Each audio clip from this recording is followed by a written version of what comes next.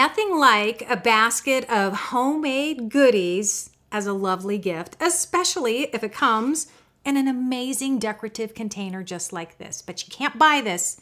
You have to make it. And I'm going to show you how. I used Bic Mark It Markers, about every color possible. I had so much fun making all of these containers. Let me show you some of the ideas that I created here. Isn't this gorgeous? A nice little decorative wreath all the way around. Made some little Christmas ornaments there. Took some of the ultra fine markers and did some little viney detail and things like that. Absolutely love it. This one right here I think is kind of cute because it's somewhat generic, so it doesn't necessarily say anything about the holiday. It says straight from the heart, but you know what? It's true. If you've hand or baked something for someone, it definitely came from your heart. Why not say it, okay? This one I think is great for any type of holiday. It could be for New Year's or Hanukkah. I think it's a beautifully decorated little dish. And this one here, perfect for fall. Look at that. This will also work any time of the year. I left this open because I'm gonna do some little detailing over here. And this, I think, is absolutely adorable. I did some special writing on this one, and all you have to do is pick up a book. There's lots of books that give you different ideas on how to write letters, and so I did a nice little holiday script with this one. I think it's very, very cute. Now, here's what I used. I used the Bic Mark It Markers, and I used all of the colors. They come in 36 or 24 different color packages, but ultra fine and fine. And I like to use both, a combination of both. You can see I have my whole palette laid out here because I like to use the ultra fine to go in and do some of the detailing. You see the fine little tip that I have here? So I can go in and I can do some little scrolling, some little curly cues just like that, or go back in and really detail my design out if I want to.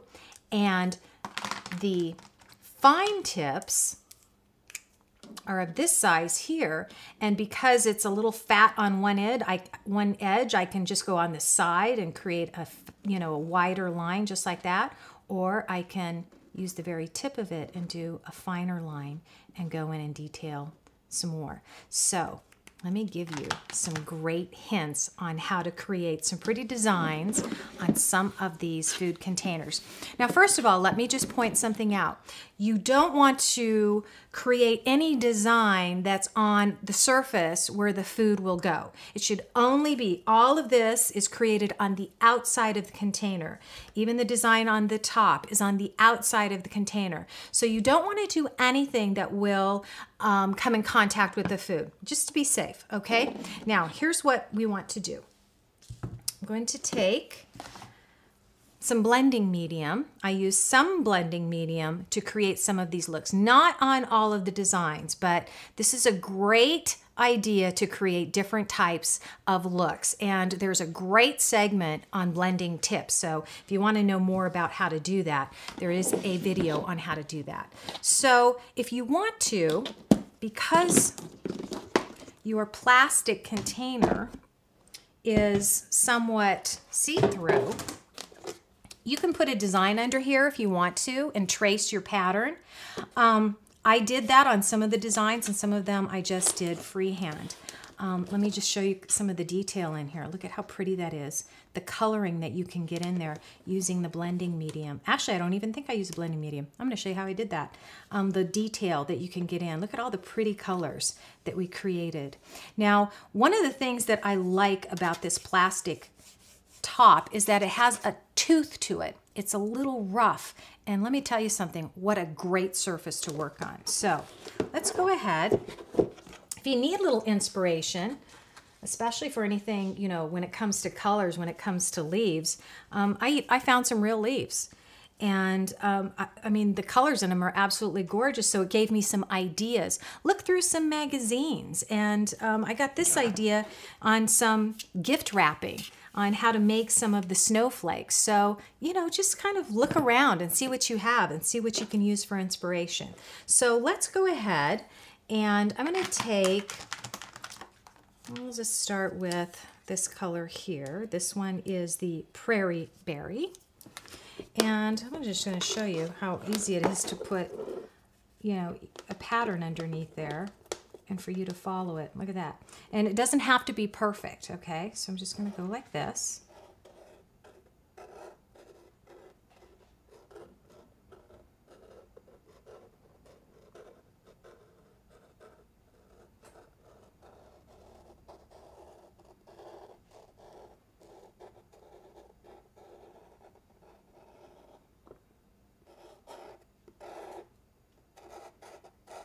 Okay, now it's not perfect. Don't worry about it. I can go in and fix that. Here's how it works. This particular surface is wonderful to work on because of the tooth that it has to it. So I'm just going to go ahead. I'm going to fill in the entire leaf pattern here. Okay, now you see how that's all filled in like that? Now, what I'm going to do is I'm going to go back in using the same color marker, and I'm going to create some dimension. Give it a little curlicue down here. There you go. And just keep on with my design. How cute is that? I just think this is absolutely adorable. Okay, one thing real quick I want to show you with this particular design. It's so easy to do. Let me show you. In order to create the wreath design, the first thing you want to do is create the wreath and then go back in and put the ornaments in, and I'm going to show you how to do that. So I'm going to start with, I'm using all different colors, every green fine tip marker that I have. I have all these right here to choose from, okay? So I want to create kind of a flowy pattern. Whoops.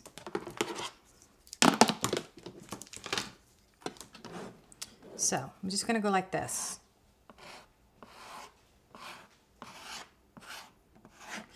Notice once again, I'm using a little bit of the edge.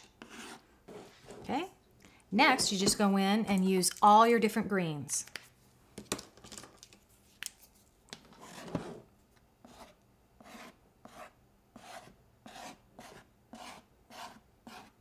One more lighter green.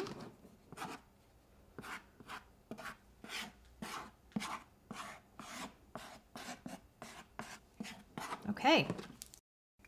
Now we're ready to do the ornaments. Now the first thing you want to do is decide what color you want your ornaments to be. And you could do something as simple as go in and fill in the circle with a color. Look at that. How cute is that? Or, we'll show you something a little tricky here. Check this out. The bottom of this is what I did. This is how I tested multiple colors. So this one is a red and yellow ornament. This one is a blue-green ornament. This one is a purple and orange ornament. This one is a purple, light purple, pink, and light green leaf, well, ornament. So I just did this because I wanted to see the different color combinations. Certainly you don't have to do that, but if you want to test them out, it's a great way to do that. So I can go in if I wanted to and take some of my blending medium on a cotton swab and go in and maybe, I already have some green on there, just kind of open this up just a little bit. I'm going to go back and take possibly black or a dark brown, and I'm going to add the top of the ornament where it attaches, just like that. And then I'm also going to use this is the ultra fine tip, and go back in and do some viney details on this. And I'm going to take this and do this all the way around and do a whole bunch of different ornaments until I end up with something that looks like this. What a great holiday gift, right? Okay, you want to know more? Lots of great projects available. All you have to do is visit bicmarkit.com.